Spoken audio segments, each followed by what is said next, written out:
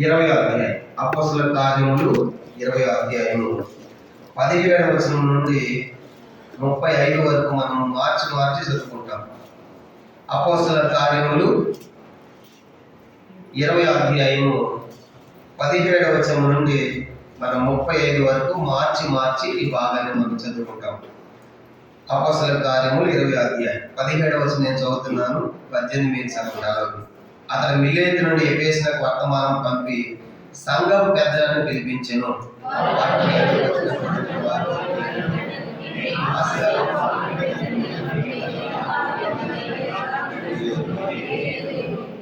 యూదుల పట్టణం వలన నాకు శోధన సంభవించినను కన్నీరు విడిచుచు పూర్ణమైన వినయ భావంతో నేను అలాగ ప్రభుని సేవించుంటునో మీకే తెలియను.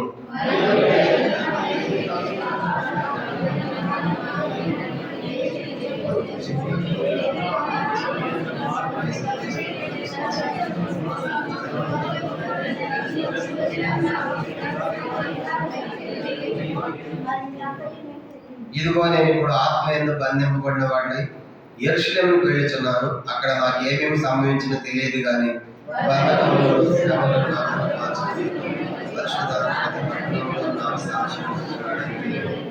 అయితే దేవుని కృపా సువార్తను గూర్చి సాక్ష్యం ఇచ్చుటేందు నా పలువురు నేను ప్రభువైన యేసు వలన పొందిన పరిచర్యను తుదముట్టింపవలనని నా ప్రాణమును నాకు ఎంత మాత్రం ప్రియమైనదిగా ఎంచుకొనలేదు.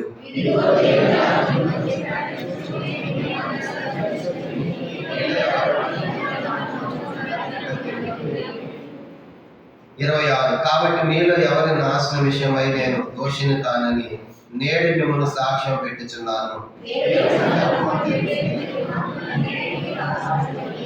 దేవుడు తన స్వార్థం ఇచ్చి సంపాదించిన తన సంఘమును కాయటకు పరిశుద్ధాత్మ మిమ్మల్ని దేని యందు అధ్యక్షులుగా ఉంచిన ఆ యావత్తు మందను గురించి మీ మట్టుకు మిమ్మల్ని గురించి జాగ్రత్తగా ఉండుడి.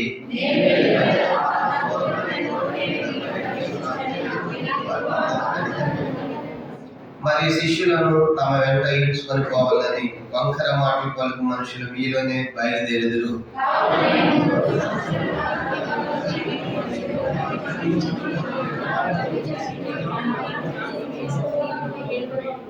ఇప్పుడు దేవునికి ఆయన ప్రభావాత్మకును మిమ్మల్ని అప్పగించున్నాను. ఆయన మీకు క్షేమాభివృద్ధి కలుగజేయుటకును పరిశుద్ధపరచబడిన వారందరిలో స్వాస్థ్యం అనిపించుటకును శక్తిమంతుడు.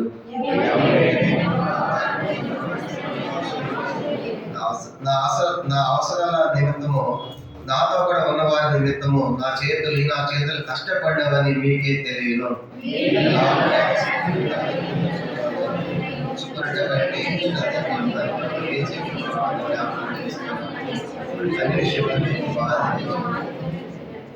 ఎఫెసీ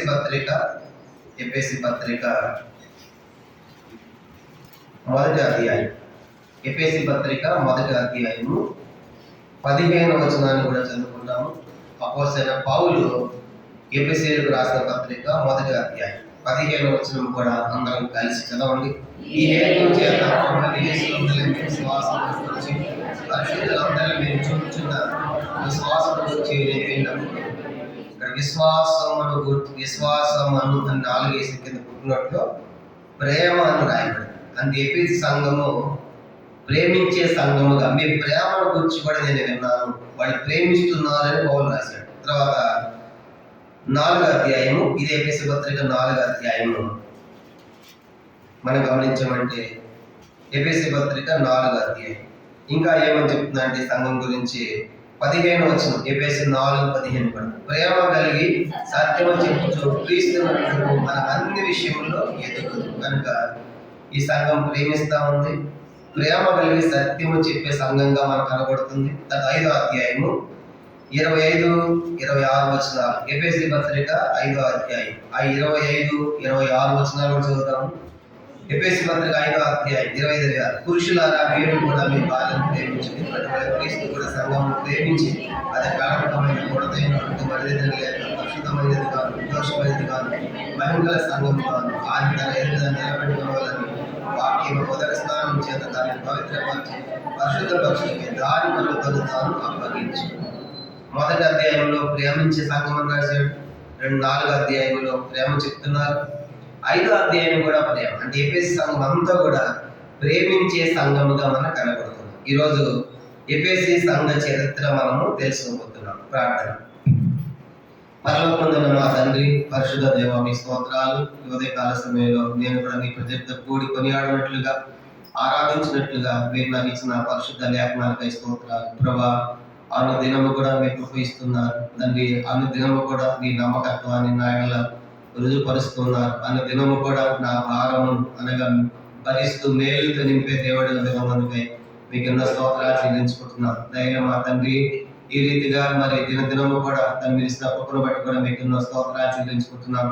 దైవం అది ఎంత గొప్ప దేవుడు తండ్రి. నమ్మదగిన వాడైనప్పటికీ కూడా నమ్మదగిన దేవుడిగా, వ్యక్తిగతంగా, కుటుంబంగా, సమాజముగా తండ్రి మీరు చేసిన ప్రతి మేలు ఉపకారముల కొరకు స్తోత్రాలు. దైవం మా తండ్రి, మా పరిస్థితులన్నింటిలో కూడా మాకు అన్ని విధాల అందరిని దర్శించే దేవుడిగా, సరిపోయిన దేవుడిగా మీరు మాకున్నందుకు కూడా మీకు స్తోత్రాలు చెల్లించుకుంటున్నాం. తిరిగి ప్రభా ఈ సమయంలో మరి గత దినాల్లో మరి అనేక సంఘాల చరిత్రలు మేము తెలుసుకున్నాం. ఈ రోజు కూడా మరి ఒక సంఘాన్ని గురించి మేము చూడబోతున్నాము. అది ఎఫెసీ సంఘము.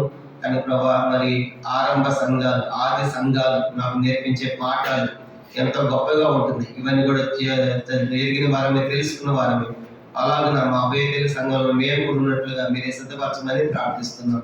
ఆయన దాసనాన్ని కూడా మరుగుపరచండి. సెలువు చాటున వాకులనే గురించి మహిమ పొందమని, సమస్త మహిమ ఘనత నీకే ఆరోపించుకుంటూ వందనాలు చెల్లిస్తూ యేసుక్రీస్తు నామమున ప్రార్థించి వేడుకొనుచున్నాము తండ్రి. ఆమేన్.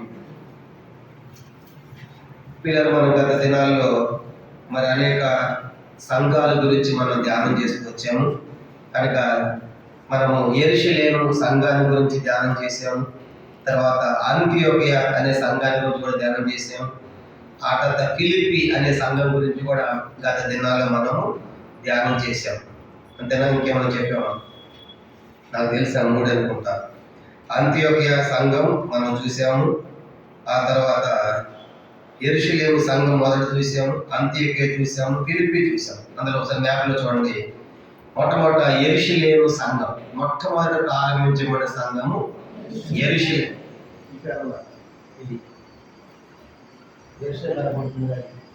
ఇక్కడ ప్రారంభించబడింది మొట్టమొదటి సంఘము ఇది అన్నమాట. క్రైస్తవ సంఘం యెరూషలేము ప్రారంభించబడింది. ఇది చూసాము. దీని తర్వాత అంతియోకియ సంఘం, ఇది సిరియా దేశంలోని అంత్యోకియ అని చెప్పుకున్నాం. కనుక అంత్యోకియలో సంఘంలో బర్నబా సేవ చేశారు కదా, ఇది అంత్యోకియ సంఘం. ఈ సంఘాన్ని గురించి కూడా మనం ధ్యానం చేసాం. తర్వాత ఫిలిప్పి సంఘం, చూడండి ఫిలిప్పి సంఘం, దీని గురించి కూడా మనం ధ్యానం చేసాం. కనుక ఒక యెరూషలేము సంఘం చూసాము, రెండవది అంత్యోకియ సంఘం గురించి కూడా మనం ధ్యానం చేసాము. ఫిలిప్పి సంఘ చరిత్ర కూడా మనం తెలుసుకున్నాం. ఈ రోజు చూడండి ఎఫెసీ సంఘం, ఇక్కడ ఎఫెసీ ఉంది కదా. కనుక ఇది ఆసియా ప్రాంతం, ఆసియా దేశం అంటారు. ఆసియా, ఇప్పుడు ఆసియా ఖండం కానీ అప్పుడు అది దేశం అన్నమాట. ఆసియా దేశంలో ఆ దినాల్లో ఎఫెసీ సంఘాన్ని గురించి మనం ఈరోజు అడుగుతాం. కాబట్టి ఇది ఎఫెసీ సంఘం. కాబట్టి మనము గత దినాల్లో ఎంతో క్షుణ్ణంగా యెరూషలేము సంఘం ఎట్లా ప్రారంభించబడిందో చూసాము, తెలుసుకున్నాము. ఆ తర్వాత అంత్యోకియ సంఘం ఎలా ప్రారంభించబడిందో చూసాము, ఫిలిప్పి సంఘం చూసాము. ఈరోజు ఆసియా దేశంలోని ఇప్పుడు ఖండమైంది, అప్పుడు దేశం అది. ఆ దేశంలో ఒక పెద్ద పట్టణమే కనుక ఎఫెసీ పట్టణం. ఆ పట్టణంలో సంఘము ఎలాగూ ప్రారంభించబడింది అనే సంగతి ఈరోజు మనం చూడబోతున్నాం. ఇది ఎఫెసీ సంఘంలో సంఘం ప్రారంభించబడేది సవాల్తో కూడిన పని. దానికి అంత ఈజీ కాదు, చాలా కష్టమైన పరిస్థితి అది ఆ ఎఫెసీ పట్టణం. అట్లాంటి ప్రాంతంలో ఈ సంఘం ఎలా స్థాపించబడింది, క్రైస్తవ సంఘం ఎవరు స్థాపించారు అనే సంగతులు దేవుని వాక్యం నుంచి మనం చదువుకున్నాము. ఆల్రెడీ మనం అపోస్తల కార్యం చదివాం కదా. అదంతా కూడా పౌలు గారు అపోస్తల కార్యములు 20వ అధ్యాయంలో ఆల్రెడీ సంఘం స్థాపించబడింది. పౌలు గారు వెళ్ళిపోతా ఆ సంఘములను పెద్దలని పిలిపించి ఆ సంఘ బాధ్యతలు వారికి అప్పగిస్తున్నట్లుగా మనకు కనబడుతుంది. అపోస్తల కార్యములు 20వ అధ్యాయం 17వ వచనం. అతను మిలేతు నుండి ఎఫెసీ వర్తమానం పంపి సంఘం పెద్దలను పిలిపించాడు. కనుక పౌలు గారు యెరూషలేము పోతున్నాడు. పౌలు గారు యెరూషలేము పోతా త్వరగా పస్కా పండుగ చేరుకోవాలి అక్కడ. అందుకే చేరుకోవాలి కాబట్టి మళ్ళీ ఎఫెసీకి వెళ్తే టైం సరిపోదని దాంట్లో ఇది మరి మార్గ మధ్యలో కాబట్టి మీరు మిలేతుకు రండి, అక్కడ మిమ్మల్ని కలుసుకుంటానని చెప్పేసి పౌలు గారు ఆ రీతిగా మరి మార్గ మధ్యంలోనే ఎఫెసుకి వెళ్లకుండా మిలేత్ అనే ప్రాంతంలోనే వాళ్ళు కలుసుకుని మరి ఎఫెసు సంఘ పెద్దల్ని పిలిపించి వాళ్ళకి భాషలు ఇస్తున్నారు. చూడండి, మిలేత్ అనే ప్రాంతంలో మనం చూస్తాము. అది మిలేత్ అనమాట. పౌలు గారు ఇక్కడ ఎరుషలేముకి వెళ్ళాలి. పౌలు గారు ఎరుషలేముకి వెళ్తున్నాడు. దారిలో ఎఫెసు పెద్దలు పిలిపించాడు. ఇక్కడ దాకా టైం వేస్ట్ అయిపోతుంది, చేరుకోలేనని మిలేత్ మీరే వెళ్ళని చెప్పేసి ఆ పెద్దలు పిలిపించి మిలేతులో కొన్ని సంగతులు చెప్పి అప్పటి ఎరుషలేముకి వెళ్ళిపోతాడు అనమాట. అది దారిలో జరుగుతున్నటువంటి ప్రక్రియ ఇది. అయితే ఇప్పుడు ఈ సంఘము ఎట్లా ప్రారంభించబడింది అని చూసినప్పుడు మీకు అపోస్తలుల కార్యం మనం ధ్యానం చేస్తూ ఉన్నాము. ఆల్రెడీ మనము ప్రతి శనివారం కూడా అపోస్తలుల కార్యం మొత్తం 3 భాగాలను చెప్పుకున్నాం. మొదటి 7 అధ్యాయాలు మొదటి సంగతి అని చెప్పుకున్నాం. మొదటి ప్రధాన భాగం, దానికి ఒక టైటిల్ ఇచ్చాం, యెరూషలేములో సంఘం అని. 8 నుంచి 12 అధ్యాయాలు రెండో భాగంలో మనం టైటిల్ ఇచ్చాము, యోధియా సమరయ దేశాల సంఘం అని. ఇక మూడవది 13 నుంచి 28 అధ్యాయాలు మూడో ప్రధాన భాగంగా టైటిల్ ఇచ్చుకున్నాము. దానికి కూడా అన్యుల దేశాలలో సంఘం, లేదంటే భూది అంతముల వరకు సంఘం, లేదా అపోస్తలుడైన పౌలు గారి ప్రయాణాలను టైటిల్ ఇచ్చుకుని మన ధ్యానాన్ని ప్రారంభించాం. ఇంకా అపోస్తలులు ఇంకా బాగా అర్థం చేసుకోవాలంటే అపోస్తలుల కార్యం అంతా 2 భాగాలుగా ఇద్దరి పరిచర్య మనకు కనబడతా ఉంటుంది. ఉదాహరణగా అపోస్తలుల కార్యం ఏమని పిలుస్తారంటే పేతురు గారి కార్యాలు, పౌలు గారి కార్యాలను కూడా పిలుస్తారు. ఎందుకలా పిలుస్తారంటే అపోస్తలుల కార్యం మొదటి అధ్యాయం నుంచి 12వ అధ్యాయం వరకు మనకు పేతురు గారే కనబడతారు. 1వ అధ్యాయం నుంచి 12వ అధ్యాయం వరకు పేతురు గారి బోధనలు, పేతురు గారి పరిచర్య మనకు కనబడుతుంది. అంటే అపోస్తలుల కార్యం మొదటి అధ్యాయం నుంచి 12వ అధ్యాయం వరకు పేతురు గారి పరిచర్య, లేదంటే పేతురు గారి సేవగా మనకు కనబడుతుంది. ఇక 13వ అధ్యాయం నుంచి 28వ అధ్యాయం పేతురు గారు కనబడ్డా మనకు ఎవరు కనబడతారు? పౌలు గారు కనబడతారు. దాన్ని ఏమన్నారంటే పౌలు గారి పరిచర్య, లేదంటే పౌలు గారి సేవగా మనకు కనబడుతుంది. ఆ సేవలోనే పౌలు గారు 3 ప్రయాణాలు చేస్తాడు. మొదటి మిషనరీ ప్రయాణం, రెండవ మిషనరీ ప్రయాణం, మూడవ మిషనరీ ప్రయాణాన్ని కూడా ఈ భాగంలోనే చేశాడు. కానీ మొదటి 12 అధ్యాయాలు పేతురు గారి పరిచర్య అయితే 13 నుంచి 28 అధ్యాయం ఎవరి పరిచర్య? అది పౌలు గారి పరిచర్యగా మనకి ఈ యొక్క అపోస్తలుల కార్యం మనకు కనబడుతుంది. తర్వాత ఈ పౌలు గారి పరిచర్యలో అంటే 2వ భాగంలోనే పౌలు గారు ఈ మిషనరీ ప్రయాణంలో, 2వ మిషనరీ ప్రయాణంలోనే పౌలు గారు ఎఫెసు ప్రాంతానికి వెళతాడు. ఎఫెసు ప్రాంతం అన్నది బాగా గుర్తుపెట్టుకోవాలి. ఆ దినాల్లో అది ప్రపంచ వింతలలో ఒక వింత ఉన్న పట్టణం ఎఫెసు పట్టణం. చెప్పండి, ఈ రోజు కాదు, ప్రాచీన వింతల్లో ఇప్పుడు మనకు కూడా వింతలు ఉన్నాయి కదా, కనుక 7 వింతలు ఉన్నాయి కదా, అట్లా 7 వింతలు ప్రాచీన వింతల్లో ఒక వింత ఏంటంటే డయానా, లేదంటే మరి ఆ దేవత కనుక అర్తెమిది అనేటువంటి ఒక పెద్ద గుడి ఉండేది ఏ పట్టణంలో? ఎఫెసు పట్టణం. అది ప్రపంచ వింతల్లో ఒక వింత అన్నమాట. ఎక్కడ? ఆ ఎఫెసు పట్టణం. అంటే ప్రపంచంలో నలుమూలలో ఉన్నటువంటి వాళ్ళు ఆ వింతను చూడటానికి, ఆ దేవుని పూజించడానికి, సేవించడానికి అందరూ కూడా వచ్చేవాడు. ఏ పట్టణానికి? ఎఫెసు పట్టణానికి. ఊహించండి, మన భాష చెప్పాలంటే ఇప్పుడు మనకి యాదాద్రి చేశారు కదా, కానీ ఫేమస్. తిరుపతి ఉంది కదా, అట్లాంటి పుణ్యక్షేత్రాలు ఉన్నాయి కదా, అట్లాంటి వాటికి చాలా ఫేమస్ కదా, చాలా ప్రాంతాల నుంచి వస్తారు, చాలా రద్దీగా ఉంటుంది. అలాంటి ప్రాంతంలో సంఘం ఏర్పడాలంటే ఎంత సవాలుతో కూడిందో మీరు ఆలోచించండి. కనుక అట్లాంటి పరిస్థితి పౌలు గారు ఈ ప్రాంతానికి వెళ్ళక ముందు దీని చరిత్ర అనమాట. ఈ ఎఫెసు చూశాను కదా, ఇక్కడ ఉంది ఎఫెసు. ఇది ఆసియా దేశంలోని ఒక పెద్ద పట్టణం. వ్యాపారం బాగా జరిగేది. తర్వాత వాటర్ ఏముంది, దీనికి వాటర్ ఏముంది కాబట్టి గొప్ప వాటర్ ఏముంది, వ్యాపారం కూడా బాగా జరిగేది. తర్వాత డయానా అనేటువంటి దేవత, లేదా అర్థమైనటువంటి దేవత యొక్క గుడి చాలా ప్రఖ్యాతిగాంచింది. ప్రపంచ వింతల్లో అది ఒక వింత. ఏ పట్టణంలో ఉంది? అది ఎఫెసు పట్టణం. ఈ పట్టణానికి ప్రపంచం నలుదిక్కుల ప్రజలు వచ్చేవాడు. ఆ దేవుని పూజించాలని, చూడాలని, ఆరాధించాలని వచ్చేవాడు. వచ్చిన తర్వాత అక్కడ ఏం చేసేవాళ్ళు అంటే కొంతమంది కంసాలు ఆ దేవి బొమ్మను చెక్కి ప్రతిమను చెక్కిన తర్వాత వీళ్ళ బొమ్మలు కొనుక్కునేవాడు. వెండితో చేసేవాడు. ఆ బొమ్మను ఎక్కడ చేసేవాడు? వెండి చేసి డబుల్ పెట్టి వెండితో కొని ఆ బొమ్మని అక్కడే పూజ చేసి మళ్ళీ వస్తా వెండి బొమ్మని అక్కడే పెట్టేవాడు. అప్పుడు మళ్ళీ బొమ్మ ఎవరు తీసుకునేవాడు? ఆ కంసాలే తీసుకునేవాడు. అప్పుడు వాళ్ళకి లాభం వస్తుందా రాదా? లాభం వస్తుంది. కొంటున్నారు కదా, డబుల్ పెట్టి కొంటున్నారు, పూజ అయిపోతుంది, అక్కడ వదిలేసి వెళ్ళిపోతారు అనమాట. అట్లాంటి పరిస్థితుల్లో పౌలు గారు ఆ ప్రాంతానికి వెళ్ళి సంఘం ఎట్లా స్థాపించాడు అనేది మనకు చూసినప్పుడు ఎంత గొప్ప సవాల్తో కూడిన పరిచయం పౌలు గారు చేశాడో మనం అర్థం చేసుకోవాలి. ఆ రీతిగా ఈ ప్రపంచ వింతలో ఒక వింతగా ఉండేది, వాటర్ ఉంది. తర్వాత ఆ గుడి దగ్గర దేవదాసు వృత్తి కూడా ఉండేది. కనుక చూడండి, మన ప్రాంతాల్లో కూడా జోగిని వ్యవస్థ అంటారు చూడండి. గుడుల్లో కొంతమంది చిన్నపిల్లలు పెట్టేసి కనుక ఏ రీతిగా పురాతన కాలం, ఇప్పుడు కూడా కొన్ని ప్రాంతాలు ఉన్నాయి. ఇంకా అట్లాంటి వృత్తి కలిగినటువంటి ప్రాంతాలు ఇవన్నీ మనకు కనబడతాయి. ఇట్లాంటి ప్రాంతాల్లో వ్యభిచారం కూడా ఉండేది, తర్వాత మోసం ఉండేది, డబ్బు ఎక్కువ ఉండేది, వ్యాపారం బాగా జరిగేది, వాటర్ ఉంది. కనుక పెద్ద పట్టణము ఇట్లాంటి ప్రాంతంలో సువార్త చెప్పాలంటే అది ఒక సవాల్తో కూడిన పరిచర్యగా మనకు కనబడుతుంది. అయితే ఇది ఇప్పుడు ఖండమైన అది ఖండము కాదు, అది ఆసియా దేశం. ఆసియా దేశంలో ఎఫెసు అనేది ఒక పెద్ద పట్టణంగా మనకి కనబడుతుంది. అయితే ఈ ప్రాంతంలో గ్రీకులు పరిపాలించారు, తర్వాత రోమీలు పరిపాలించారు, తర్వాత యూదులు కూడా ఉన్నారు. ఆ పట్టణంలో ఎవరు ఉన్నారంటే గ్రీకులు ఉండేవాళ్ళు, రోమన్లు ఉండేవాడు, యూదులు కూడా ఉండేవాడు. కనుక అలాంటి ప్రదేశాన్ని పౌలు గారు ఎట్లా వెళ్ళి సేవ చేశాడంటే అపోస్తలుల కార్యములు చూడండి 18వ అధ్యాయం. అపోస్తలుల కార్యము ఇది మొదటిసారిగా పౌలు గారు ఎఫెసు ప్రాంతానికి వెళ్తున్నారు.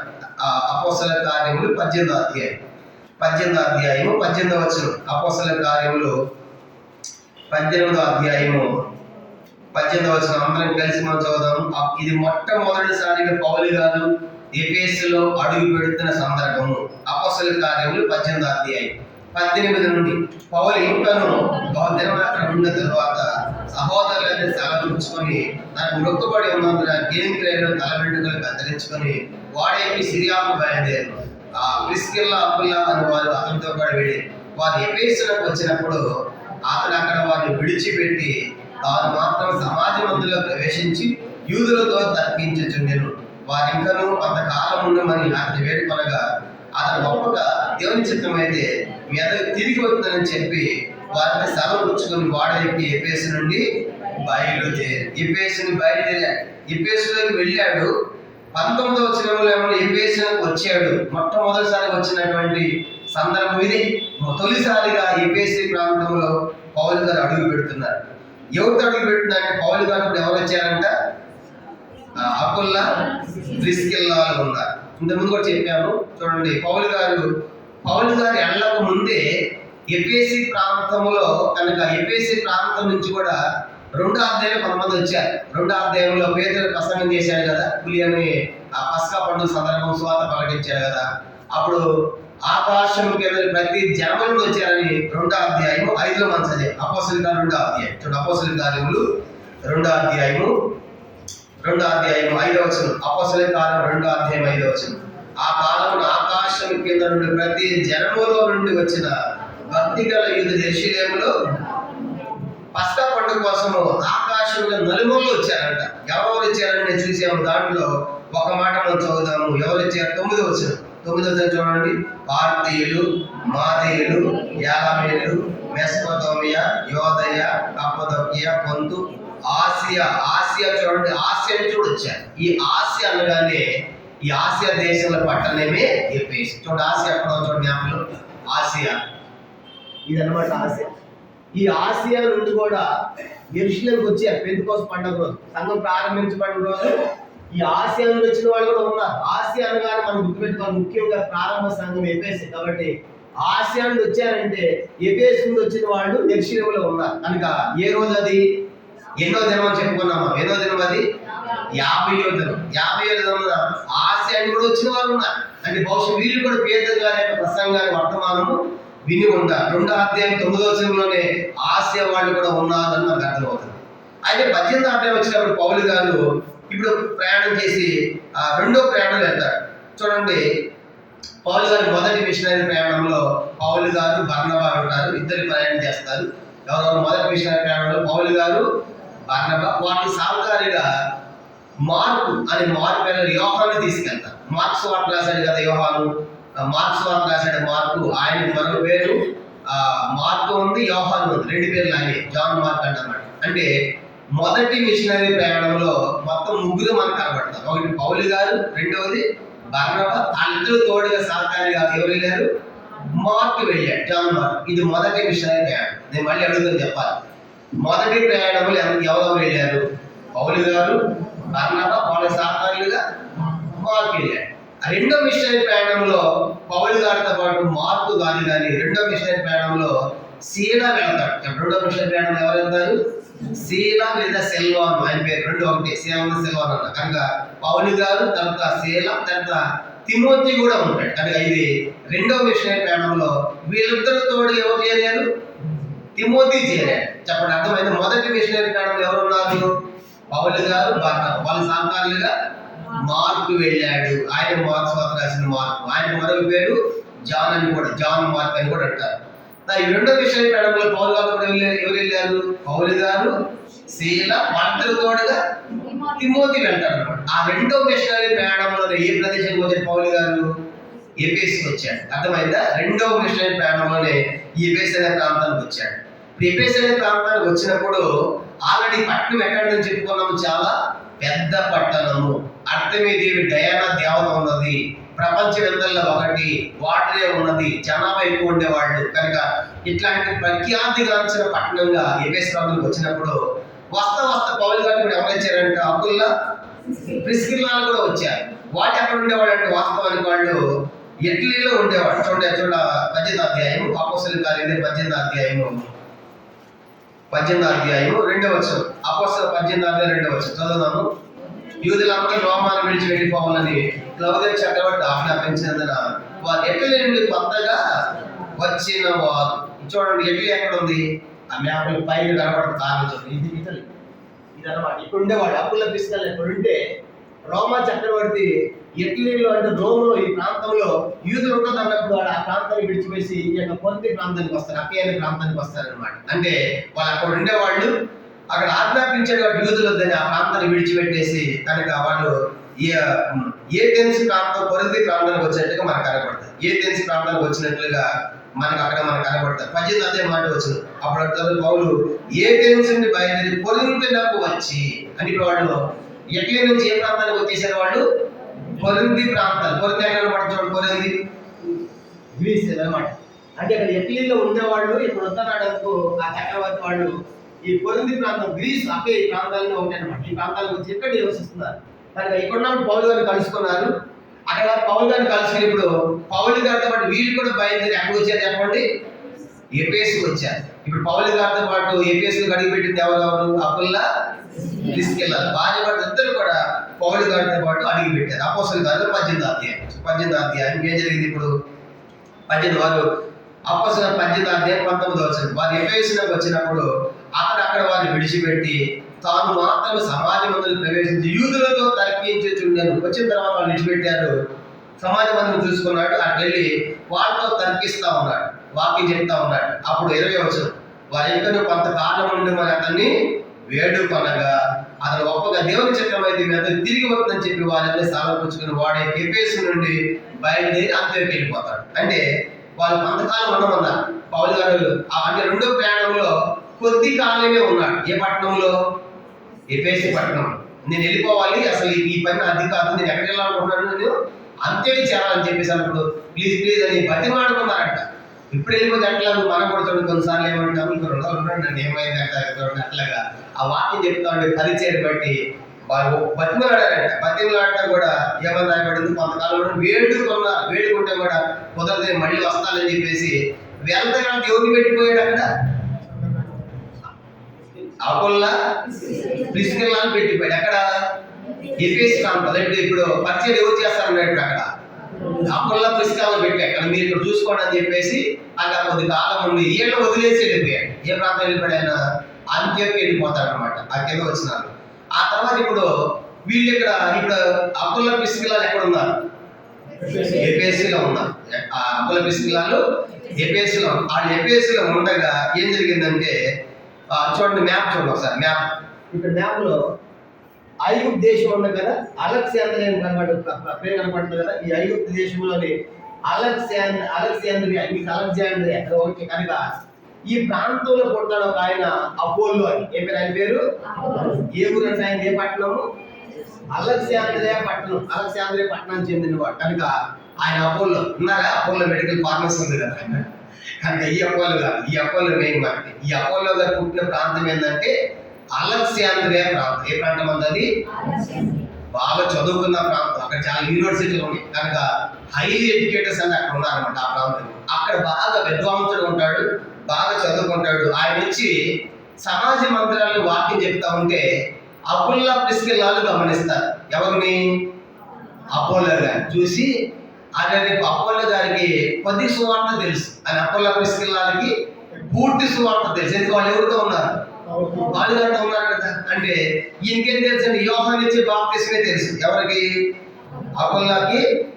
క్షమించండి, అపోల్లోకి యోహాను గురించి మాత్రమే తెలుసు, యోహాను బాప్తిసం మాత్రమే తెలుసు. కానీ యోహాను ఏమన్నాడు? నా వెనక వచ్చేవాడు నాకంటే శక్తిమంతుడు, ఆయన చెప్పిస్తాము నేను యోగ్యుడను. అంటే యోహాను వచ్చింది ఎవరు?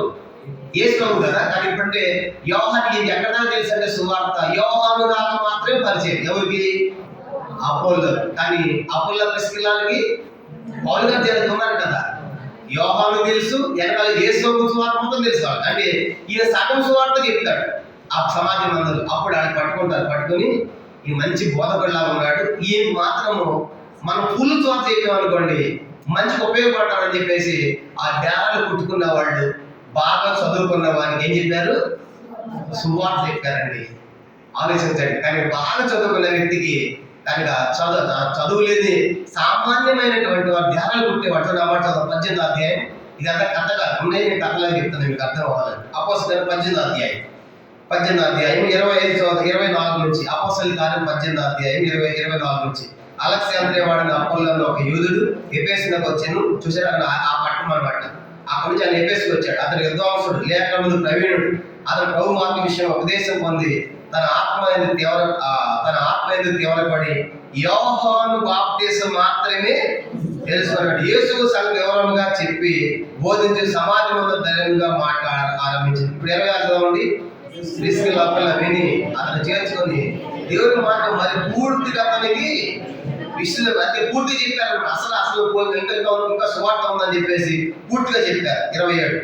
ఆ తర్వాత అతడు ఆమెకు బోధలిసినప్పుడు అతన్ని చేర్చుకున్న వాళ్ళని సహోదరులు ప్రోత్సాహపరుచు అక్కడి శిష్యులకు రాశారు. చాలు. ఏం జరిగిందంటే ఆయనకి స్వార్థ చెప్పాడు. పౌలు గారు వెళ్ళిపోయాడు. కొద్దిగా అడుగు పెట్టి ఎవరు పెట్టాడు ఎఫెసులో? అపోల్లో ప్రిస్కిల్లా. వీళ్ళుంటే మధ్యలో ఎవరు వచ్చారు? అలెగ్జాంద్రియ పట్టణం నుంచి అపోల్లో వచ్చాయి. కానీ అపోల్లో కొద్ది స్వార్థ తెలుసు, హాఫ్ స్వార్థ తెలుసు. మిగతా స్వార్థ చెప్పారు ఆయనకి. అపోల్లో ప్రిస్కిల్లా చెప్పిన తర్వాత ఈయన కూడా నేను కూడా వెళ్ళిపోతాను అంటున్నాడు. ఎక్కడ వెళ్ళిపోతాడు ఆయన? అక్కయ్య అనే ప్రాంతానికి. ఏ ప్రాంతం చూడండి ఆయన 27వ వచనంలో. అతని తర్వాత అక్కయ్యకు పోవచ్చు. అక్కయ్య అంటే గ్రీస్, కొరింథీ ప్రాంతం. అటువంటి మ్యాప్ లో అక్కయ్య కనబడుతుంది కదా. ఈ అక్కయ్య ప్రాంతానికి నేను వెళ్ళిపోవాలని చెప్పేసి ఈయన కూడా వెళ్ళిపోయాడు. పౌలు గారు వచ్చాడు, ఆ వీళ్ళిద్దరిని పెట్టాడు. అపోల్లో ప్రిస్కిల్లా ఆయన వెళ్ళిపోయాడు. ఇప్పుడు అపోల్లో వచ్చాడు, అపోల్లో ప్రిస్కిల్లా ఈయన కొంత నేర్చుకున్నాడు, ఈయన వెళ్ళిపోయాడు. నెక్స్ట్ ఎవరు ఉన్నారు అక్కడ? అపోల్లో ప్రిస్కిల్లా. ఇప్పుడు మళ్ళీ ఏం చేశారు పౌలు గారు? ఇప్పుడు 19వ అధ్యాయంలో మనం గమనించాడు. మళ్ళీ ఎంటర్ అవుతాడు. 19వ అధ్యాయము 1వ వచనం. అపోస్తలుల కార్యం 19వ అధ్యాయము 1వ వచనం. అపోల్లో కొరింథీలో ఉన్నప్పుడు జరిగినది ఏమనగా పౌలు పై ప్రదేశంలో సంచరించి ఎఫెసుకు వచ్చి 100 శిష్యులను చూచి మీరు విశ్వసించినప్పుడు పరిశుద్ధాత్మ పొందిదని వాడు అడగా వారు పరిశుద్ధాత్మలో ఉన్న సంగతి ఏమేమో వినలేదని చెప్పారు. అప్పుడు అలాగైతే మీరు దేన్ని బట్టి బాప్తిసం పొందిన అడుగా వారు యోహాను బాప్తిసం బట్టి అని చెప్పేది. అందుకు పౌలు యోహాను తన వెనక వచ్చు అని అనగా యేసుని విశ్వాసంతో ప్రజలకు చెబుతూ మారు శిష్యుని బాప్తిసం ఇచ్చిందని చెప్పారు. వారు ఆ మాటలు విని ప్రభువైన యేసు నామమున బాప్తిసం పొందింది. ఇప్పుడు అంటాడు పౌలు గారు వచ్చాడు, కొద్ది కాలం ఉన్నాడు, ఆయన వెళ్ళిపోయాడు. అపోల్లో ప్రిస్కిల్లా ఉన్నారు. వీళ్ళుండగా అపోల్లో వచ్చాడు, ఈయన కూడా అక్కయ్య ప్రాంతానికి ఈయన వెళ్ళిపోయాడు. నెక్స్ట్ మళ్ళీ ఎవరు వచ్చి ప్రాంతానికి చెప్పేసి పౌలు గారు వచ్చాడు. కనుక ఇది రెండోసారి అనుకోగా పౌలు గారు వచ్చి అక్కడ అడుగుతున్నారు శిష్యులను, మీరు బాప్తిసం తీసుకుంటున్నారు కదా, పరిశుద్ధాత్మ పొందారా అన్నాడు. అనగానే అసలు పరిశుద్ధాత్మ సంగతి మాకు తెలియదు. మరి బాప్తిసం ఎక్కడ తీసుకున్నాను? యోహాను చెప్పాడు తీసుకోమని. యోహాను బాప్తిసం నేను తీసుకున్నాను. కానీ యోహాను ఏం చెప్పాడు? నా వెనక వచ్చేవాడు నాకంటే శక్తివంతుడు, అడిగారు పరిశుద్ధాత్మలో పొందాలని చెప్పాడు కదా. కనుక యోహాను బాప్తిసమేమో మారు మనసు కొరకే నీటిలో ఇచ్చాడు. యేసు భరించి ఇప్పుడు అని తన నాయనకు వచ్చేవాడు మీకు పరిశుద్ధాత్మల బాప్తిసము ఇస్తారు. అయితే మాకు తెలియదే అన్నారు అని మళ్ళీ బాప్తిసం తీసుకున్నారు. ఎవరు? ఏ పట్టణంలో? ఎఫెసు ప్రాంతం అంటే అది హాఫ్ బాప్తిస్మే, సగం బాప్తిస్మ. ఇప్పుడు ఫుల్ బాప్తిసం కావాలి కాబట్టి మాకు అది తెలియదు, యోహాను బాప్తిసం మాత్రమే మాకు తెలుసు అన్నప్పుడు లేదు ఇది అసలు నిజమైన చెప్పగాని అంటే మేము బాప్తిసం తీసుకుంటామని అప్పుడు బాప్తిసాలు తీసుకోవడం మొదలు పెట్టారు. ఏ పట్టణంలో ఇదంతా? ఎఫెసు పట్టణంలో. అంటే పౌలు గారు మరలా వాళ్ళకి ఏమి ఇచ్చాడు? బాప్తిసాలు ఇచ్చినట్టు, బాప్తిసం తీసుకున్నట్టు మనం చూస్తాం. ఆ తర్వాత ఏం జరిగిందంటే అక్కడ పౌలు గారు సువార్త ప్రారంభిస్తాడు కనుక ఆ ప్రదేశంలో సమాజం మందులోకి వెళ్ళి దేవుడి గురించి ధైర్యంగా వాక్యం చెప్పడం ప్రారంభిస్తాడు. తర్వాత ఒక పాఠశాల తీసుకుంటాడు, తొర్రను అనేటువంటి పాఠశాల. ఏ పాఠశాల అంటే అది తొర్రను అనేటువంటి ఒక ఆయనకి పాఠశాల ఉంది కనుక అన్నించి అంటే ఆయన పాఠశాల తీసుకుని బహుశా పగలంతా పాఠశాలలో స్కూల్స్ ఉంటాయి కాబట్టి బహుశా రాత్రి చెప్పడం మనకు తెలియదు. 2 సంవత్సరాలు ఆ పాఠశాలలో వాక్యాన్ని బోధించాడు. ఏ పట్టణంలో? ఎఫెసు పట్టణంలో. ఏ పాఠశాల? త్వరను అనే పాఠశాల. ఎన్ని సంవత్సరాలు? 2 సంవత్సరాలు అక్కడ. అంటే బైబిల్ క్లాసులు అన్నమాట. డే క్లాసులు అవన్నీ కూడా బైబిల్ క్లాసులు. అంటే అసత్య బోధలు ఉన్నాయి. అది కాదని చెప్పడానికి పౌలు గారు టైం కేటాయించుకుని తన ప్రయాణంలో అన్నింటిలో కూడా ఎక్కువ టైం కేటాయించింది ఎఫెసు అని. పౌలు గారు మిషనరీ ప్రయాణాలు అన్నింటిలో కూడా ఎక్కువ కాలం గడిపింది ఏ పట్టణంలో? ఎఫెసు. ఇప్పుడు ఈ పాఠశాలలో క్లాసులు ఎన్ని సంవత్సరాలు పెట్టాడంట? 2 సంవత్సరాలు పెట్టాడు. అసలు మొత్తం ఎంతకాలం ఉన్నాడు ఎఫెసులో? 20 అధ్యాయము 31 వచనం. అపొస్తలుల కార్యములు 21 అధ్యాయం 31. కావున నేను 3 సంవత్సరములు రాత్రింబగళ్ళు కన్నీరు విడిచుచు ప్రతి మనుష్యునికి మాట బుద్ధి చెందిన జ్ఞాపకము. మొత్తం ఫైనల్ టోటల్ గా ఎఫెసులో ఉన్న కాలం ఎంత? పౌలు గారు 3 సంవత్సరాలు. 2 సంవత్సరాలు దేనికి పట్టింది? పాఠశాలలో 2 సంవత్సరాలు పెట్టింది, మిగతా పైన 1 సంవత్సరం పట్టింది. అంటే 3 సంవత్సరాలు పరిచర్య పౌలు గారు ఎఫెసులో చేశాడు. అంటే ఎంత పటిష్టమైన సేవ చేయాలి, అలాంటి పుణ్యక్షేత్రంలో ప్రజలు వచ్చే దగ్గర సమయం ఏర్పడాలంటే ఎంత టైం వెచ్చించాలి, ఎంత కష్టపడ్డాడు పౌలు గారు మనకు అర్థమవుతుంది ఇప్పుడు ముందుకెళ్తే. ఎప్పుడైతే పౌలు గారు అభివృద్ధిగా అక్కడ బాప్తిసం మొదలు పెట్టారో వెంటనే పౌలు గారి మీద తిరుగుబాటు ప్రారంభమైంది కనుక అక్కడ పౌలు గారికి కూడా ప్రభు గొప్ప కృప ఇచ్చాడు.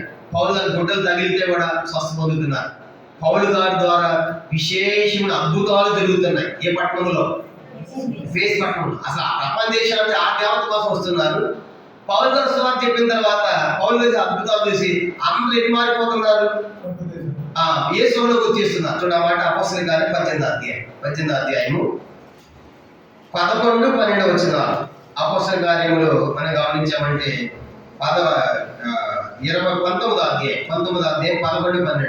మరి దేవుడు పౌలు చేత విశేష అద్భుతములను చేయించాను. అతని శరీరం తగిన చేతి గుడ్లను నడికట్లను లోపలను తెచ్చినప్పుడు రోగములు వారు విడిచెను, దయ్యములు కూడా వదిలిపోయాను. గమనించామంటే పౌలు గారి యొక్క గుడ్డలు తగిలిన, వస్త్రాలు తగిలిన కూడా అందరికి ఏమవుతుందంట? స్వస్థత జరుగుతుందంట. అందరికి ఏమవుతుందంట? స్వస్థత జరుగుతుంది. కనుక అలాంటి అద్భుతాలు జరుగుతూ ఉన్నాయి. అప్పుడు ఏం చేశారంటే అక్కడ మాంత్రికులు ఉన్నారు. ఇప్పుడు ఎంతమంది ఉన్నారంటే అక్కడ మాంత్రికులు కూడా ఏం చూశారు?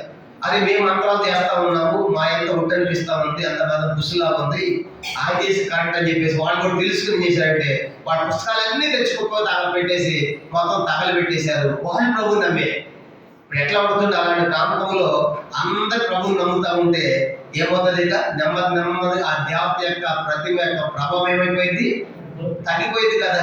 ఆ రీతిగా వీళ్ళు నమ్మారు కనుక అద్భుతాలు జరుగుతున్నాయి, మామూలుగా స్వస్థత జరుగుతుంది, చాలా మంది మేలుపోతున్నారు. తర్వాత ఈ మాంత్రికులు చూసి ఏం చేస్తారు? ఆ మాంత్రికులు మారక ముందు ఒక సంగతి జరిగింది.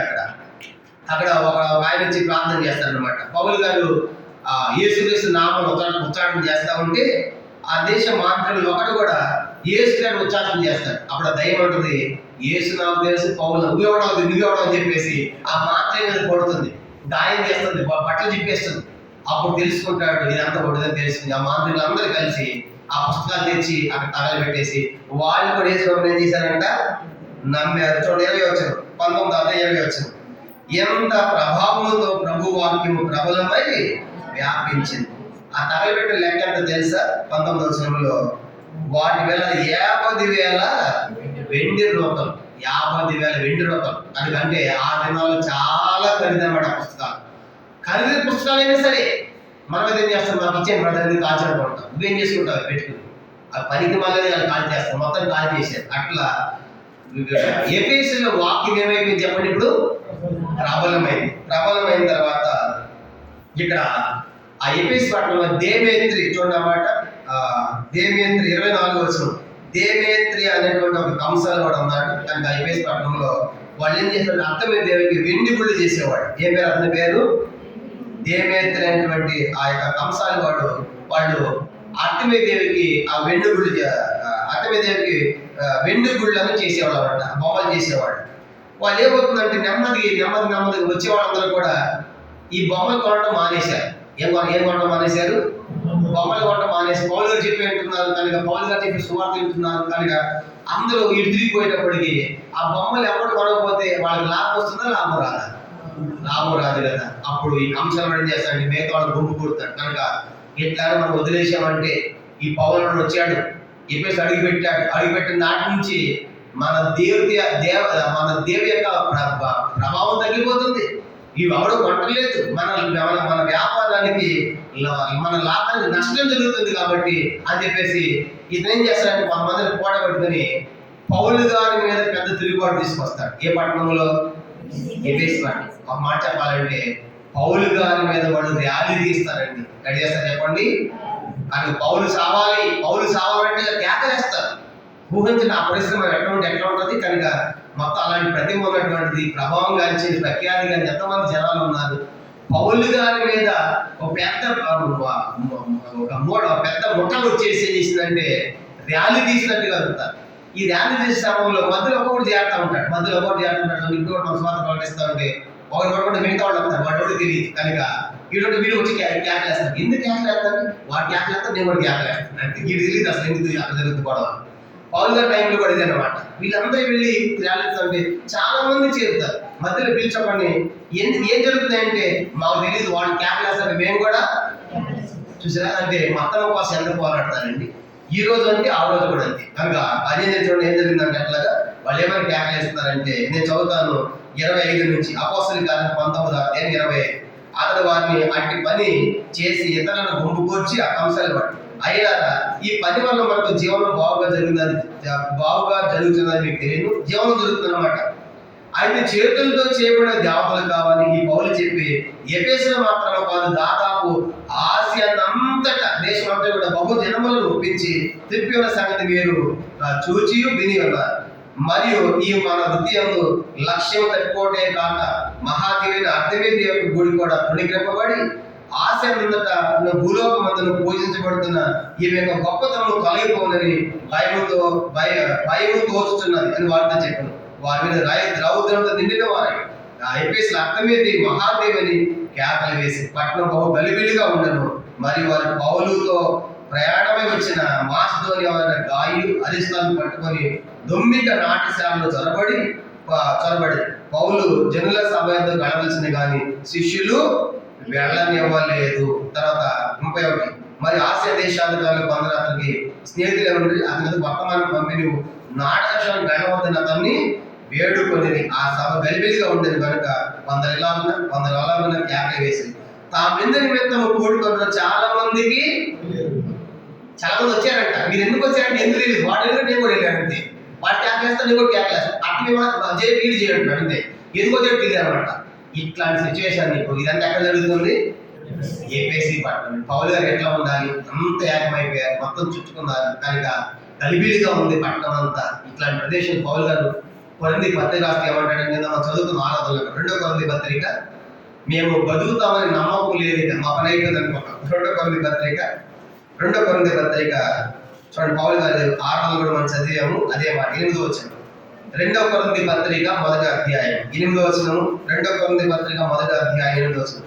సహోదరులారా, ఆసియాలో మాకు తటస్థించిన శ్రమను గురించి మీకు తెలియకుండా మాకు ఇష్టము అది కనుక మేము బ్రతుకుతుమో నమ్మకము లేక ఉన్నట్లుగా మా శక్తికి మించి అత్యధిక భారం వల్ల ఆసియా అంటే ఎఫెసులోనే ఆసియా ఏంది అక్కడ ఆ పరిస్థితి ఎట్లా ఉందంటే మేము బ్రతుకుతాము అని అనుకోలేదు.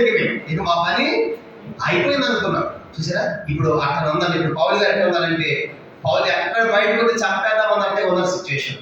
ఇట్లాంటి గలిబిలి గందరగోళంలో ఉన్నప్పుడు ఆ ఎపేస్పట్లో కారణం ఒక పబ్లిక్ ఆఫీసర్ వస్తాడు, కారణం వచ్చి వాడిని పిలుస్తాడు, కంసాలి వాడు, ఏమయ్యా నీ ఒక్కడి వల్ల వ్యాపారం అయితే నష్టం చూసుకోవాలి, నష్టం అవుతుందని నువ్వు కేసు వేసుకోవచ్చు కోర్టులో న్యాయస్థానం ఉన్నాయి కదా, నువ్వెందుకు ప్రజలు గలిబిలి చేస్తావు, పట్టణం అంతా ఎందుకు అలా చూపిస్తున్నావు, నీకు ఏమైనా సమస్య ఉంటే పౌలు గారితో ఎక్కడ తెలుసుకోవాలి, కోర్టులో తెలుసు అని చెప్పేసి ఆ కారణం అనేటువంటి ఆ పబ్లిక్ ఆఫీసర్ వచ్చి వాళ్ళతో మాట్లాడిన తర్వాత అల్లదంతా ఏమైపోతుందంట, సత్తులు ఎవడప్పుడు వాడుకుంటాడు దేవుడు. చూసారా పౌలు గారి టైంలో కారణాలు లేపాడు, ఆయన చక్కగా మాట్లాడతాడు, కింద మీరు చదవంత టైం లేదని నేను తొలగిపోతాను వచ్చి నువ్వేందుకంటే ఈ కంసాలి వాడు దేవత పదవి తగ్గిపోతుందని వాడు బాధ కాదు, ఏంటంటే మా జీవనము పోతుంది కదా, కానీ ఇప్పుడు మా జీవనం అది ఆ బొమ్మలు చేస్తే మాకు జీవనం, ఇప్పుడు వచ్చి ఇవి దేవుడు కాదని ఎట్లా ఈ కొనపోతే మా వ్యాపారం ఎట్లా ఉండాలి, మా వాస్తవానికి పౌలు గారు అవి దేవత బొమ్మలు దేవతలు కావాలని చెప్పలేదు, కానీ ఆ ప్రాంతానికి వచ్చినప్పుడు ఒక మాట ఉంటుంది, అక్కడ ఏమంటుందంటే ఒక ప్రదేశానికి వచ్చిన ఏథెన్స్ అనే ప్రదేశం వెళ్ళినప్పుడు ఏథెన్స్ అనే ప్రదేశంలో చాలా మంది దేవతల పేర్లను ఉంటాయి. అప్పుడు పౌలు గారు సువార్త చెప్తారంటే ఇది ఏథెన్స్ లో తెలియబడని దేవుడిగా నాకు పోతాడు, అబ్బాయి దొరికింది మంచి అవకాశం, ఎన్ని దేవతలు అనుకుంటున్నారయ్యా, నిజంగా మీకు తెలియదు ఒకడు ఉన్నాడయ్యా, ఆయన వేసుకోడు, ఆయన ఆకాశం కలిగించాడు, భూమి కలిగించాడు అని అట్లా స్వామిస్తాడని ఈ దేవతలు కావాలంట, ఎక్కడో అట్లా దూషించాలి పౌలు గారు.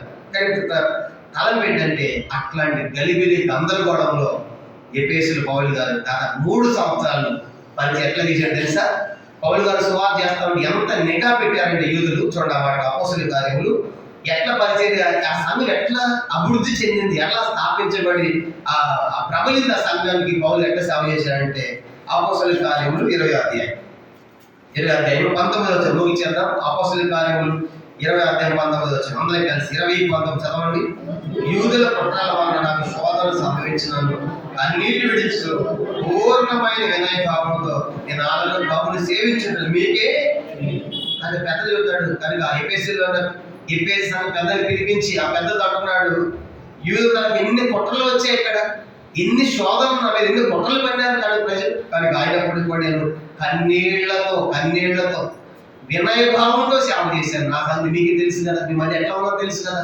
కానీ పైన కూడా 18వ వచనంలో ఉన్నాడు, నేను 18వ వచనం, నేను ఆ సేవలో పాలు పెట్టిన దినము నుండి ఎల్లకాలం మీ మధ్య ఎలా నడుచుకుంటుంది మీరే, అంటే పౌలు గారి గురించి ఎఫెసీ పెద్దలు బాగా తెలుసు అనమాట. 3 సంవత్సరాలు ఉన్నారు కదా, అది నా గురించి మీకే తెలుసు కదా. 2 సార్లు చెప్పాడు, నాకు ఎన్నో కుట్రలు వచ్చాయి, ఎన్నో శోధనలు వచ్చాయి. అట్లాంటి పరిస్థితుల్లో ఎట్లా సేవ చేశాడంటే సేవలో పూర్ణమైన వినయం అండి. కనుక సేవ జరగాలంటే అట్లా ఉండాలి, మన వినయమే కష్టం. ఇంకా పూర్ణమైన వినయం అంటే ఏమన్నా కానీ అని చనిపోవడానికి కూడా సిద్ధపడాలి. వాళ్ళు అట్లా తెగి సేవ చేశాడు, పూర్ణమైన వినయం సేవ చేశాడంట. ఇంకా పౌలు గారు ఎఫెసీ ఎట్లా సేవ చేశాడు చెప్పాడు, అది కూడా 20వ వచనం చూడండి. 20వ వచనం అపోస్తలుల కార్యములు 20వ అధ్యాయము 21. మరియు ప్రయోజనకరమైనది ఏది దాచకుండా బహిరంగంగా ఇంటెంటనే మీకు తెలియజేయచ్చు బోధించు ఏదైనా మారు మనసు పొంది మనం యేసుక్రీస్తు విశ్వాసం ఉంచాలని యూదులకు క్రీస్తుని ఎలా సాక్ష్యం ఇచ్చింది, ఇదంతా మీకు పౌలు ఎట్లా చేశాడంటే అట్లా కఠినమైన దినాల్లో కన్నీళ్లతో ప్రార్థనతో వినయ భావముతో సేవ చేశాడు ఎఫెసీలో. అన్నమాత్రమే కాదు, ఇంకా చేశాడంటే 20లో ఉన్నాడు కదా, బహిరంగముగా అంటే అర్థమైంది. బహిరంగం అంటే పబ్లిక్ మీటింగ్స్ అనమాట. బహిరంగం అంటే బహిరంగంగా చెప్పగలడు, మీటింగ్ ప్రజలు కూడా పెట్టి తర్వాత ఇంటెంట్ అంటే ఇంటెంట్ అంటే ఏ మీటింగ్ అది ఆర్టీఎస్ మీటింగ్ అంట. మనకి బహిరంగ మీటింగ్లు అంటే బాగా ఇష్టం.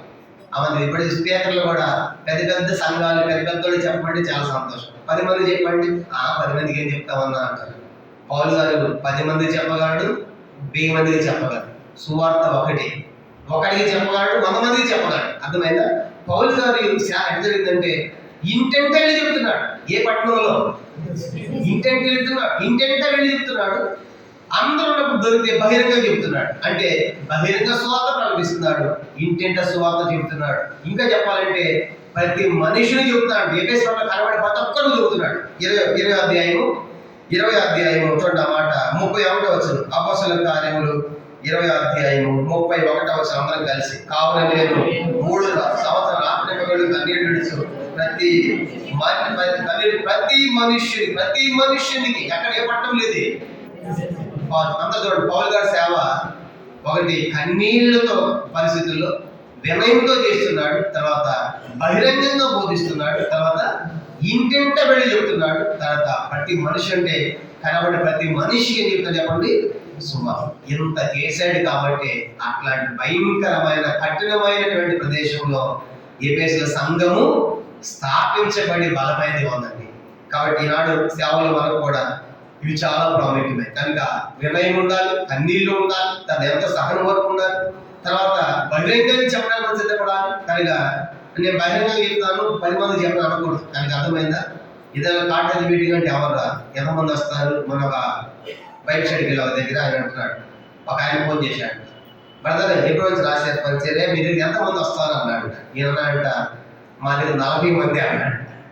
నేను పెద్ద స్పీకర్, నేను 40 మంది అంటే ఎట్లేదు అన్నాడు. ఈయన ఏమో బ్రదర్ మా దగ్గర 40 మంది వస్తారన్నాడు.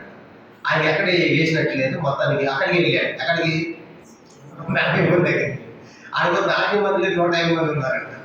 150 మంది తర్వాత ఫోన్ చేస్తే ఏం బ్రదర్ 150 మంది ఉన్నారు, 40 మంది అని చెప్పేవి ఏంటంటే మా సంఘ ప్రార్థన 40 మంది వస్తారు కాబట్టి నేను ఆ సంఖ్య చెప్పాను. అర్థమైందా? కాబట్టి మాకు సంఘ ప్రార్థనకు వచ్చే 40 మంది ఆయన పాపం. మరి మిగతా వాళ్ళంతా వీళ్ళంతా హాలిడే విశ్వాసం, ఇప్పుడు హాలిడే కాదు, ఆదివారం రోజు వచ్చి వెళ్ళిపోతారు. సంఘ ప్రార్థనకు వచ్చేవాడు మాకు సంఖ్య అన్నాడు. అర్థమైందా? అంటే ఎట్లయిపోయిందంటే ఆయనకి 40 మంది వద్దనుకున్నారు. ఇంకా చాలా పెద్ద సంఘం కావాలన్నమాట, పెద్ద ఎక్కువ మంది బోధించాలి. కానీ పౌలు గారు ఆయన సేవ చూసినప్పుడు కన్నీళ్లతో కుట్రల్లో కన్నీళ్లతో ఉన్నాడు, వినయంతో ఉన్నాడు, బహిరంగంగా చెప్తున్నాడు, ఇంటెంటా చెప్తున్నాడు, తర్వాత ప్రతి వ్యక్తి చెప్తున్నాడు. అట్లాగా గొప్ప సేవ ఎఫెసులో చేసి సంఘం స్థాపించబడింది. ఆ పెద్దని పిలిపించి నేను వెళ్ళిపోతున్నాను, దేవుడు పరిశుధాత్మలు గారి అధ్యక్షులు ఉంచాడు, ఆ 50 మందిని మీరు జాగ్రత్తగా ఉండండి, నేను వెళ్ళిపోతే దాంట్లో ఘోరమైన తొడలు వస్తాయి, కాడి మందరి కనికరింపరు, వాళ్ళు మీ లోపలే బయలుదేరుతారు. ఇవన్నీ బాధ్యతలు అప్పగించి పౌలు గారు అక్కడి నుంచి వెళ్ళిపోతాడండి. ఇది ఎఫెసీ సంఘం యొక్క స్థాపన చరిత్ర. ఇప్పుడు ఎఫెసీ పత్రిక మనం చదివి మనకేం అర్థం కాదు. ఆ ఎఫెసీ పత్రిక చదవాలని అసలు ఎక్కడ పుట్టింది అది ఇప్పుడు ఇక్కడ పుట్టింది అనమాట, అపోస్తలుల కార్యాల్లో. అందుకే లోకా గారు లోకా సువార్తను యేసు యొక్క జీవిత చరిత్ర రాశాడు. అపోస్తలులు రాసిన కూడా లోకా గారి, అపోస్తలుల కార్యమేమో సంఘ చరిత్ర రాశాడు. 2 రాసినాయి. లోకా సువార్తలేమో యేసు యొక్క జీవిత చరిత్ర రాశాడు, ఆయన పుట్టిన మొదలు చనిపోయేంత వరకు ఆరోహణం దాకా. అపోస్తలులు వచ్చినప్పటికీ సంఘ చరిత్ర రాశాడు లోకా గారు. ఆ రీతిగా ఇప్పుడు సంఘము స్థాపించబడింది. చెప్పండి ఎక్కడ ఇది? ఎఫెసులో. కానీ ఈ సంఘానికి పౌలు గారు వెళ్ళాడు, దానికి ముందు బహుశా ఆశ్రయం వెళ్ళిన వాళ్ళు కూడా అక్కడ ఉన్నారని సంఘం మనం గుర్తుపెట్టుకోవాలి. ఆ సంఘం స్థాపించబడి అట్లాంటి కఠినమైన ప్రదేశంలో ఎంతో గొప్పగా సేవ జరిగినట్లుగా మనకు కనబడుతుంది. ఇలాంటి పౌలు గారు నెక్స్ట్ వెళ్ళిపోతాడు. పౌలు గారు వెళ్ళిపోయిన తర్వాత ఈ సంఘానికి దాని బాధ్యతలు ఎవరు చూసుకుంటారంటే తిమోతి గారు చూసుకుంటాడు. అంటే ఎవరంటే నెక్స్ట్ ఆయన తిమోతి గారు. కానీ పౌలు గారు సేవ చేశాడు, ఆయన వెళ్ళిపోతాడు. నెక్స్ట్ ఆ ప్రదేశంలో తన సహకరించిన తిమోతిని పెడతాడు. కొంతకాలం తిమోతి చేస్తాడు, ఆయన కూడా చనిపోతాడు. ఆ తిమోతి తర్వాత నెక్స్ట్ అక్కడికి యోహాను వస్తాడు. ఇప్పుడు 3వ వ్యక్తి ఎవరు చెప్పండి? ప్రాణగ్రంథం రాశాడు కదా, ప్రాణగ్రంథం 1 యోహాను పత్రిక, 2, 3 యోహాను పత్రికలు, ప్రాణగ్రంథం, యోహాను సువార్త ఇది రాసింది యేసు శిష్యుడైనటువంటి యోహాను, రొమ్ము నడుపుని యోహాను. ఆ యోహాను గారు కూడా ఈ ఎఫెసులో వృద్ధాప్యంలో చివరి దశలో సేవ చేస్తాడు. అంటే ఎఫెసు సంఘంలో బోధకులు సామాన్యులు కాదు. పౌలు గారు చేశాడు, తిమోతి గారు చేశాడు, నెక్స్ట్ ఎవరంట యోహాను గారు కూడా చేశాడు. ఏ ప్రదేశంలో? ఎఫెసులో. అయితే ఈ ఎఫెసు ప్రాంతానికి 2 పత్రికలు వచ్చాయి. ఎన్ని పత్రికలు చెప్పండి? 2 పత్రికలు. ఒకటేమో అపోస్తలుడైన పౌలు గారు ఎఫెసు పత్రిక రాశాడు ఈ ఎఫెసు సంఘానికి. ప్రాణగ్రంథం 2వ అధ్యాయంలో ఒక పత్రిక రాస్తున్నాడు. ఆయన ఎవరు? ఆయన పౌలు గారు. ఎవరైనా యోహాను. ఎవరికి రాస్తున్నాడు? దేవుడు రాయిస్తున్నాడు ఆ సంఘం గురించి. ఏమో రాస్తున్నాడు? ఎఫెసు పత్రిక. చూడండి, ప్రాణగ్రంథము 2వ అధ్యాయం. ఎఫెసు సంఘానికి ఎన్ని పత్రికలు వచ్చాయి చెప్పండి? ఎన్ని పత్రికలు? 2 పత్రికలు. ఒకటి ఎవరు రాశారు? పౌలు గారు. 2వ పత్రిక రాసింది. అంటే మిగతా ఏ సంఘానికి 2 పత్రికలు లేవు. కొరింథీ సంఘానికి 2 పత్రికలు ఉన్నా ఒక ఆయన రాశాడు పౌలు గారి. ఫిలిప్పీ, కొలస్సీ అన్ని సంఘానికి ఒక్కో పత్రిక. కానీ ఎఫెసు సంఘానికి 2 పత్రికలు. ఒకటేమో పౌలు గారు రాస్తే, రెండవది యేసు యొక్క శిష్యుడైనటువంటి యోహాను గారి ద్వారా దేవుడు రాయిస్తుంది. ఏమని రాస్తున్నాడు? 2వ అధ్యాయం. చూడండి, ఆ సంఘం యొక్క ఆధిక్యతలు చూసామంటే ఆ సంఘం ఎట్లా సేవలో ఉందంటే ఆ సంఘం. ఎఫెసీ పత్రిక 2వ అధ్యాయం మొదటి నుంచి. ఎఫెసు సంఘం దూతకు ఇలా వర్తమానము రాయి. ఈ సంఘమే ఏమన్నాడు? 7 నక్షత్రాలు తన కుడి చేత పట్టుకొని 7 దీపస్తంభాల మధ్య సంచిన చెప్పిన సంగతులు ఏమనగా చదవండి. 2వ వచనం. నీ క్రియలను, నీ కష్టము, నీ సహనము నేను ఎరుగుదును. నీవు దుష్టులను సహింపలేమని అపోస్తలు కాకే తాము అపోస్తలమని చెప్పుకొని వాళ్ళని పరీక్షించి తాము అబద్ధికులని కనుగొట్టుకొని నీవు సహనము కలిగి నా నామ నిమిత్తం భారం భరించలేదని నేను ఎరుగుదును. 6వ వచనం. 6. అయితే ఈ ఒకటి నీలో ఉన్నది. 6. నికోలాకుల కీలు నీవు దేశించుచున్నావు, నేను కూడా వాటిని. ఇవన్నీ కూడా ఎఫెసు సంఘం యొక్క మంచి లక్షణాలండి. ఒకటి, వాళ్ళు ఎట్లాంటి వాళ్ళు అంటే వాళ్ళు నీ క్రియలు, నీ కష్టము, నీ సహనం. అంటే వాళ్ళు క్రియల్లో ఉన్నారు, కష్టంలో ఉన్నారు, సహనం దేవుడు చూశాడంటే నేను ఎరుగుతుడు అంటాడు. నువ్వు దుష్టుల సంఘం, దుష్టుల సహిత సంఘం కాదు ఎఫెసు సంఘం. అపోస్తలు కాకుండా అపోస్తలు చెప్పుకునే వారిని పరీక్షించి అబద్ధికులను కనుగొన్న సంఘం అది. అట్లా ఎదిగింది. తర్వాత సహనం ఉన్న సంఘములు. తర్వాత దేవుని నామ నిమిత్తం భారం భరించి అలసిపోలేదా, దేవుని కోసం అలసిపోలేదా, చాలా చెప్పాడు. తర్వాత నికోలాకులకి కూడా ద్వేషించింది. ఇన్ని గొప్ప ఆధిక్యతలో ఏ సంఘానికి ఉన్నాయి?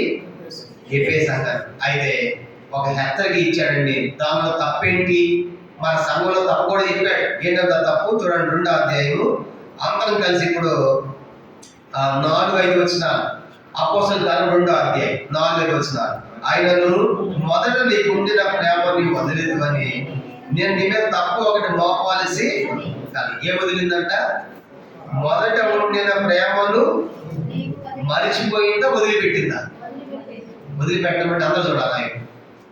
నేను మర్చిపోయాను అనుకో, అతను మర్చిపోయి మళ్ళీ ఫోన్ చేసి అందిస్తారు, తీసుకెళ్ళి మర్చిపోయాడు కాబట్టి. వదిలిపెడితే కావాల్సి వదిలిపెట్టి వెళ్తున్నాను అనమాట. అర్థమైందా? వదిలిపెట్టమంటే అంటే కావాల్సుకునే ఈ పని చేస్తుంది. మర్చిపోవడం అంటే మళ్ళీ తెచ్చుకోవచ్చు. అర్థమైందా? కానీ సంఘం మర్చిపోవాలి. ప్రేమ ఏం చేసిందంట? వదిలిపెట్టింది. అంటే తెలిసి తప్పు చేయటం కదా. వదిలిపెట్టడం వేరే, మర్చిపోవడం వేరే.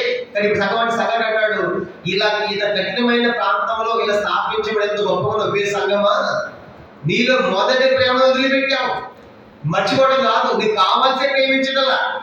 కానీ ఆ ప్రేమను ఎందుకు వదిలిపెట్టి మా చదువు ఎఫెసు 1:15 నీ ప్రేమను వచ్చి వారు విన్నాను, నీ ప్రేమ సత్యం చెప్పావు. తర్వాత క్రీస్తు సంఘాన్ని ప్రేమించావు. ఎఫెసు పత్రిక ప్రేమను చెప్పాడు కదా ఆ సంఘం, ఆ పత్రికలు. అట్లాంటి ప్రేమ ఉన్న సంఘం ఈరోజు ఏంటంటే ప్రేమను వదిలిన సంఘం ఉందండి. ఏ సంఘం అది? ఎఫెసు సంఘం. కనుక మర్చిపోవటం వదిలిపెట్టిందంట. దేవుడు అంటాడు కదా, ఇప్పుడు హెచ్చరిక ఏంటంటే ఆ మొదటి ప్రేమ తిరిగి ప్రారంభిస్తావా? ప్రారంభించు. లేకపోతే ఏం చేస్తాడంట? నీవు మారు. 5వ వచనం ప్రకటన 2:5. నీవు ఏ స్థితిలో పడిపోతేవో అది జ్ఞాపకం చేసుకొని మారు మనసు పొంది ఆ మొదటి చేయము. అట్లా చేసి నువ్వు మారు మనసు పొందితేనే సరే, లేని ఎట్లా నేను ఎదకొచ్చింది నీ దీపస్తంభం దాని చోట నుండి. కానీ ఇప్పుడు అంటాడు ప్రభు, నువ్వు కావాల్సిన వదిలిపెట్టావు కానీ నువ్వు తెలిసే ప్రేమించడం లేదు. కాబట్టి నేను ఏం చేస్తానంటే నువ్వు కనుక ఏ స్థితిలో పడిపోయి తెలిసిన మారు మనసు పొంది ఆ మొదటి పీరియడ్ ఆ ప్రేమలోకి వస్తే నువ్వు ఉంటావు. లేకుంటే నేను ఈ దీపస్తంభం సంఘాన్ని తీసేస్తాను. కనుక గమనించామంటే ప్రస్తుతం ఇప్పుడు ఎఫెసులో సంఘం లేదు. ఏమైపోయిందంటే అక్కడ శిథిలమైపోయి ఆ ప్రారంభమైనటువంటి అది ఆ సంఘం అంతా ఎఫెసు ప్రాంతం అంతా భూకంపం వచ్చేసి కూలిపోయింది. అది పోయిన తర్వాత ఎఫెసు పట్టణానికి 2 మైళ్ళ దూరంలో మళ్ళా ఎఫెసు పట్టణాన్ని కట్టారు. కనుక బహుశా దేవుడు చెప్పినటువంటి ఈ మాట పట్టేవి కానీ సంఘం లేకుండా అయిపోయింది ఎఫెసులో. కారణం ఏంటంటే ఏ వదిలిపెట్టింది? మొదటి ప్రేమను వదిలింది. ఇప్పుడు ప్రస్తుతం ఎఫెసులో సంఘం లేదు. కనుక ఒకప్పుడు ఎంత అద్భుతంగా ఉంది. అంత్యయుగంలో కూడా ప్రారంభించబడింది కదా. వాళ్ళు ఎక్కడ సేవ చేస్తారు కదా, సిరియా దేశము. ఇప్పుడు సిరియా దేశం అంతా కూడా ముస్లిం దేశంగా మారిపోయింది. ఇప్పుడు అక్కడ సంఘం లేదు. ఎంత కఠినంగా చూడండి. కనుక అక్కడ ప్రారంభించబడినటువంటి క్రైస్తవ దేశం ఒకప్పుడు సిరియా దేశం అంటే క్రైస్తవ దేశం. కాబట్టి గమనించండి, ఎఫెసు పట్టణం అంటే ఎంత గొప్పగా అయినటువంటి సంఘము చివరికి మొదటి ప్రేమను వదిలే కారణం చేత దేవుడు అన్నాడు కదా, నేను దాన్ని నీ ఎదురు నుండి తీసివేస్తాను. కానీ ఎఫెసు సంఘం ద్వారా మనం నేర్చుకోవాల్సిన పాఠం ఏంటంటే చెప్పండి, మనము ప్రేమను ఏం చేయకూడదంట? వదిలిపెట్టము. అందుకే అక్రమ విస్తరించే అనేకుల ప్రేమ చల్లారి దినాల్లో. కాబట్టి ఎఫెసు సంఘం ఎంత వైభవంగా, ఎంత గొప్పదిగా, ఎందుకు బాధ్యతలు నువ్వు దుష్టులు నీలో క్రియలు ఉన్నాయి, సహనం ఉంది, ఓపుకుంది, అలసిపోలేదు, భారం భరించావు, నిబద్ధతలు దేశించావు, అపోస్తలను గుర్తించావు, దొంగవాన్ని పక్కన పెట్టావు, ఇలాగ ఎన్నో మెచ్చుకున్న ప్రభు ఫైనల్గా అన్నాడు నీ లోపల ఒకటి తప్పు ఉంది. ఏంటంటే నువ్వు ప్రేమను కావాల్సిన వదిలిపెడుతున్నావు, కావాల్సిన ప్రేమించడం లేదు. కాబట్టి అదని చేయకపోతే, నువ్వు తిరిగి మోసం అందకపోతే నేను ఈ దీపస్తంభాన్ని తీసివేస్తానని ప్రవచించే హెచ్చరిక ఎఫెసు సంఘంలో మనం చూస్తాం. అది ఎఫెసు సంఘం ఎంత గొప్పగా వాడబట్టడానికి అక్కడ పౌలు గారు సేవ చేశాడు, అక్కడ తిమోతి గారు సేవ చేశాడు, అక్కడ యోహాను యేసు శిష్యుడైన రొమ్మును అనుకున్న యోహాను కూడా వెళ్ళి సేవ చేశాడు. ఇంత గొప్ప వ్యక్తులు సేవ చేసే సంఘం అది. కనుక అంత గొప్ప అపోస్తలుల యొక్క దేవుని యొక్క మాట విన్న సంఘము ఎట్లా పాడైపోయిందో మనకి అర్థమవుతుంది. వీటన్నిటి కారణం ఏంటంటే లోపల ప్రేమ లేకపోవడం. అది ఇదిన మనం తీర్మానం చేసుకోవాలి, ప్రభా ఇది ఎఫెసు సంఘ చరిత్ర. కాబట్టి ఈరోజు మనము 4వ సంఘం మనం చూసాం. మొదటిది యెరూషలేము చూసాము, రెండోది అంతియోకియ చూసాము, మూడోది ఫిలిప్పీ సంఘం చూసాం, ఈరోజు ఎఫెసు సంఘాన్ని చూసాము. ఎఫెసు సంఘం ద్వారా మనకు అర్థమయ్యే సత్యం ఏంటంటే కనుక ఆ సంఘంలో ప్రేమ లోపించిన కారణం చేత దేవుడు ఆ సంఘం లేకుండా చేసినట్లుగా మనకి జ్ఞాపకం చేయబడుతుంది. మోకరించండి, ప్రార్థన. ఈ వాక్య వెలుగులో మనం కూడా మన జీవితాన్ని శుభ్రం చేసుకుంటాం. అది అంత కఠినమైన ప్రాంతం, అక్కడ సేవ చేయాలంటేనే కష్టం. పౌలు గారిని ఎన్నో బెదిరింపులు, ర్యాలీ తీశారు, పౌలు గారిని చంపాలని కేకలు వేశారు. అట్లాంటి పౌలు గారు చెప్పాడు, బ్రతుకుతామనే గ్యారంటీ మాకు లేదు. అట్లాంటి ఉపద్రవాల్లో, కష్టాల్లో సంఘం స్థాపించబడింది. ఎంత గొప్పగా ఎదిగారు వాడు, ఎన్ని గొప్ప ఆధిక్యతలు ప్రవహించాడు, ఎన్ని మెచ్చుకున్నాడు వారి గురించి. అది చివరికి లోపించింది ప్రేమ. ఆ ప్రేమ లేని కారణం చేస్తాను దీపస్తంభాన్ని తీసివేస్తాను. కాబట్టి యేసు యొక్క మనసు మనం కలిగి ఉండాలి. ఆయన ఎట్లా ప్రేమించాలో మనం ప్రేమించాలి. కాబట్టి ప్రేమ లేకపోతే ఎన్ని వల్ల అన్ని వ్యర్థమే అన్నాడు. మొదలు కొన్ని 13 అది గనగన గంటల తాళములు ఉంటాం, మురుగడి తాళములాగా ఉంటాం. కాబట్టి ఆ మొదటి ప్రేమ ఒకప్పుడు ప్రేమించే సంఘం అది ఎఫెసు, సంపూర్ణ ఉద్దేశం వల్ల అర్థం. అట్లాంటి ప్రేమించే సంఘం చివరికి ప్రేమ లేకుండా అయిపోయింది. ఈ దినాల్లో కూడా అదే స్థితిలో మనం ఉన్నాం కదా. ఒకరినొకరు ప్రేమించలేకపోతున్నాం. మొట్టమొదటి దేవుని ప్రేమించడం లేదు. దేవుని ప్రేమిస్తే సహోదరుని కూడా ప్రేమిస్తాం. ఎందుకు ప్రేమ లేదంటే దేవుడిని మనం ప్రేమించలేకపోయాం. దేవుడిని ప్రేమించకపోతే దేవుడు అది వ్యక్తి కావచ్చు, కుటుంబం కావచ్చు, సంఘం కావచ్చు, నేను తీసివేస్తానంటున్నాడు. అటు ఈరోజు 2 కోటి దేవుని ప్రేమించేవాడు కనబడే సహోదరుని కూడా ప్రేమిస్తాడు. దేవుని ప్రేమించిన వాడు ఇంకేమి అసలు ప్రేమ అనేది మనకు తెలియదు. దేవుడే ప్రేమ. అడిగిన ఆ ప్రేమతో నింపేయాలి ఒక మంచి తీర్మానం చేసుకుని ఆయన బలంలో మనం పాల్గొంటాం. ప్రార్థన.